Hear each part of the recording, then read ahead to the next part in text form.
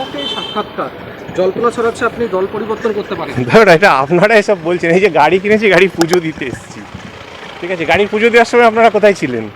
মমতাওয়ালা ঠাকুরের ঘরে গেছি, তখন কোথায় ছিলেন? সুব্রত দার সাথে দেখা হয়েছে, জেঠু জেঠিমার সাথে দেখা হয়েছে, এদের সঙ্গে ঠাকুরবাড়ির সঙ্গে। আরে এর সাথে পলিটিক্সের কোনো সম্পর্ক নেই। ঠাকুর বাড়িতে যে কেউ আসতে পারে। আমরা তো আগে প্রতিদিন আসতাম, এখন 1-1.5 বছর পরে পরে পলিটিক্যাল কাজের জন্য আসতে পারি না। এই যে এদিকটাই ফোকাস করুন, ফোকাস করুন। না না, জাস্ট এসছি, 1.5 বছর বাদে আবার হয়তো ইলেকশন হয়ে গেলে আসবো, এর মধ্যে আসতে পারবো না। সবার সাথে একটু দেখা করলাম। ও মেইনলি গাড়ি পুজো দিতে এসেছিল এখানে, তো সে পুজো দিতে এসছে, তো এসছে আমার সঙ্গে সৌজন্য সাক্ষাৎ আর কি করলো, কথাবার্তা হলো, এমনি এমনি কিছুই না, সৌজন্য সাক্ষাৎ করেছে।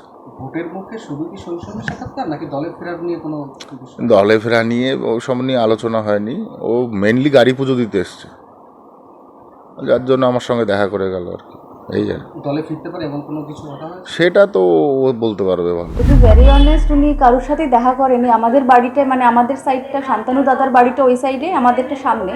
আমাদের সাথে উনি দেখা করতে আসেনি।